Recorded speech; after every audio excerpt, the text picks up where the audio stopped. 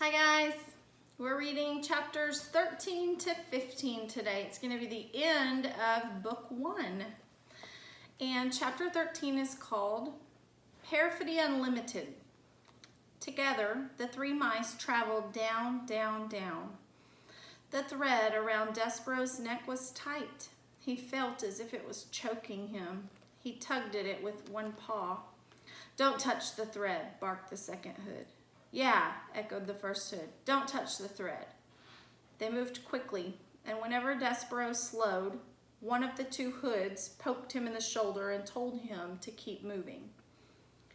They went through holes in the wall and down golden stairs. They went past rooms with doors that were closed and doors that were flung wide. The three mice traveled across marble floors and under heavy velvet drapes. They moved through warm patches of sunlight and dark pools of shade. This, thought Despero, was the world he was leaving behind, the world that he knew and loved. And somewhere in it, the Princess P was laughing and smiling and clapping her hands to music, unaware of Despero's fate. That he would not be able to let the princess know what had become of him seemed suddenly unbearable to the mouse. "Would it be possible for me to have a last word with the princess?" Despero asked. "A word?" said the second hood. "You want a word with a human?" "I want to tell her what has happened to me." "Geez," said the first hood. He stopped and stamped a paw on the floor in frustration. "Cripes, you can't learn, can you?"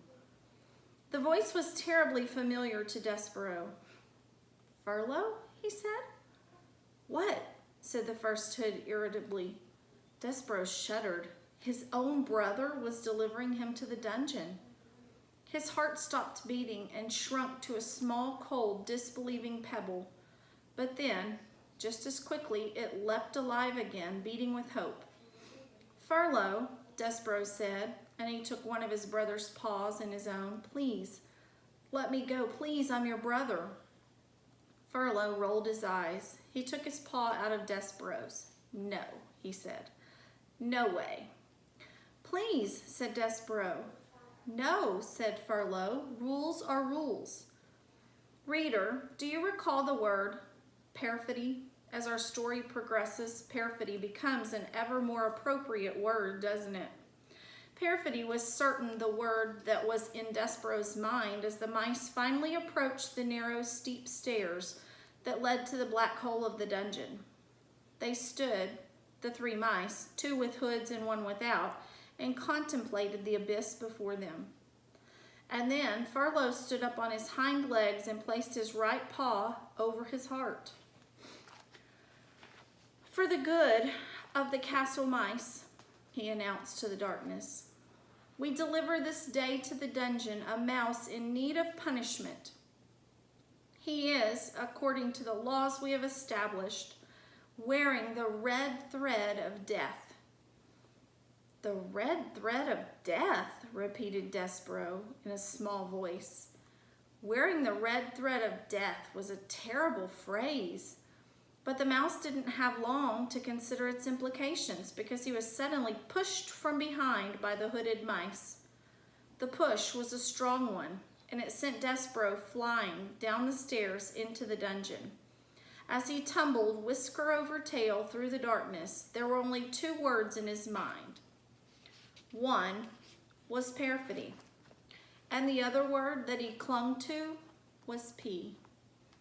Perfidy, P, perfidy, P. These were the words that pinwheeled through Despero's mind as his body descended into the darkness. Chapter 14, Darkness. Despero lay on his back at the bottom of the steps and touched the bones in his body one by one. They were all there, and amazingly, they were unbroken. He got to his feet and became aware of a terrible, foul, extremely insulting smell. The dungeon, reader, stank. It stank of despair and suffering and hopelessness, which is to say that the dungeon smelled of rats. And it was so dark. Despero had never before encountered darkness so awful, so all-encompassing. The darkness had a physical presence, as if it were a being all its own. The mouse held one small paw up in front of his whiskers. He could not see it, and he had the truly alarming thought that perhaps he, Desborough Tilling, did not even exist. "Oh my," he said out loud. His voice echoed in the smelly darkness. "Perfidy," said Desborough, just to hear his voice again, just to assure him that he did exist. "P," said Desborough, and the name of his beloved was immediately swallowed up by the darkness.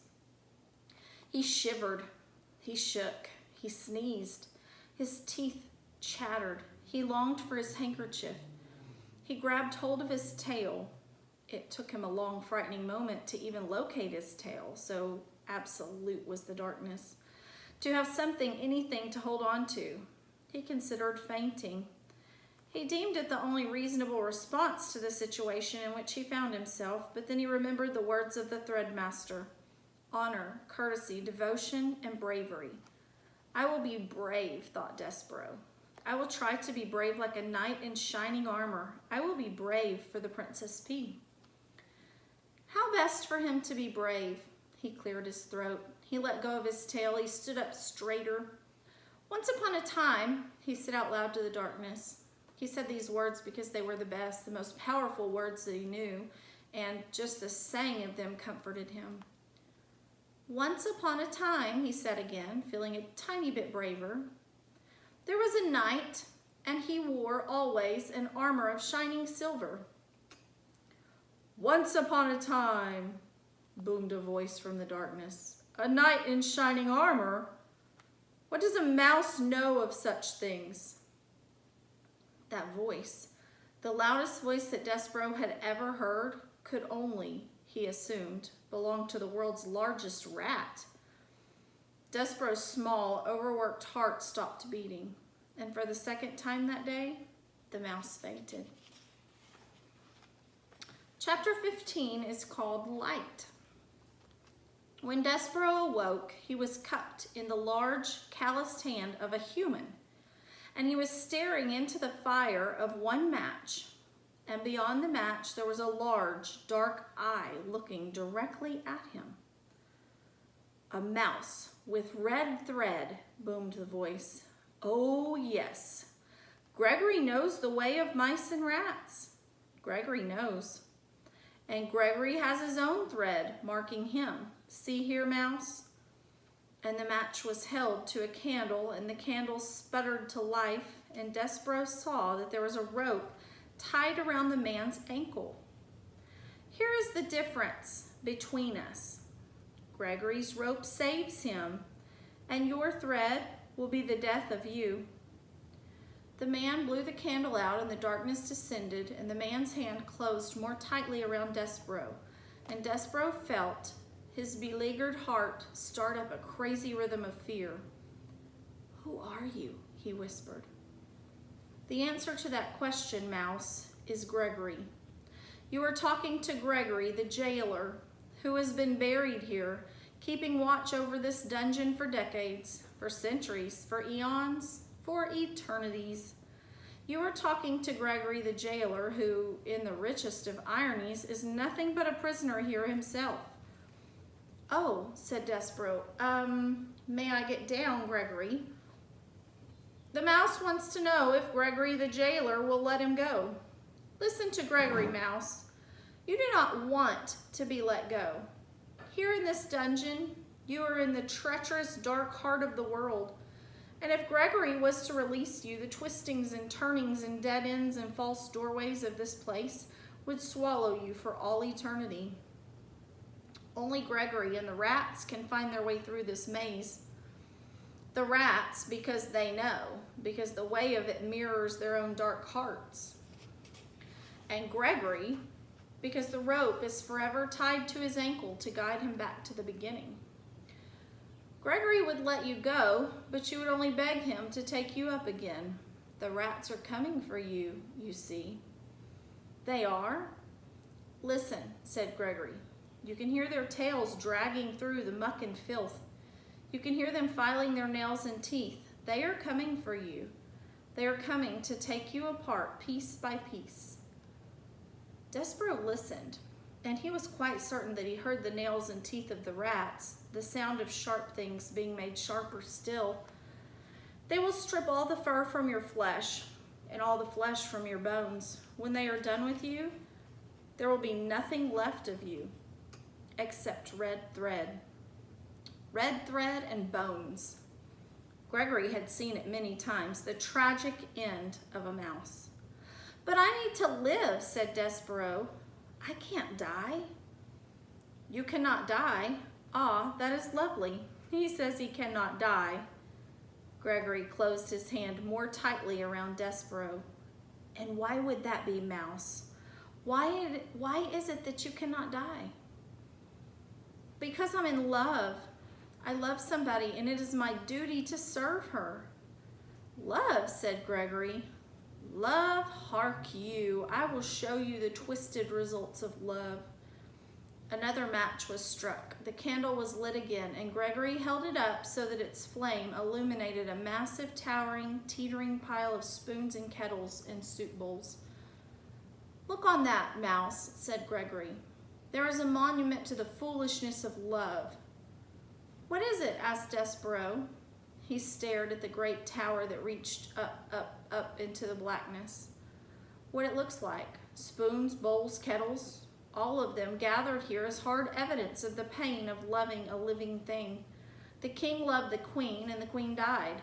This monstrosity, this junk heap, is the result of love." "I don't understand," said Despero. "And you will not understand until you lose what you love. But enough about love," said Gregory. He blew out the candle.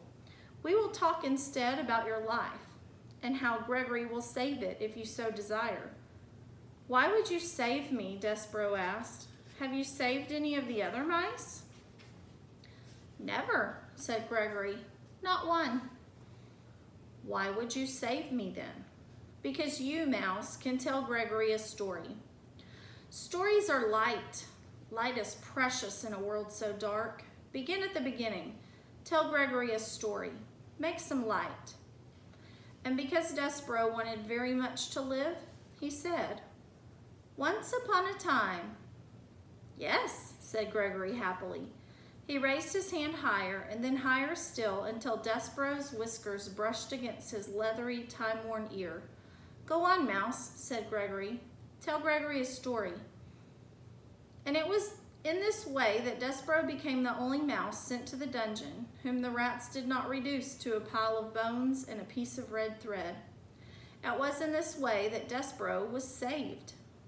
Reader, if you don't mind, that is where we will leave our small mouse for now, in the dark of the dungeon, in the hand of an old jailer, telling a story to save himself. It is time for us to turn our attention elsewhere. Time for us, reader, to speak of rats, and of one rat in particular. This is the end of the first book. There are 4 books in the Tale of Despero, and we are going to take our test on book 1 tomorrow. You are welcome to use your tan booklet that has the answers to all the questions that you've already done to answer your test. And if you have any questions about it, just let me know. And then I will see you on Friday to begin the second book. Bye.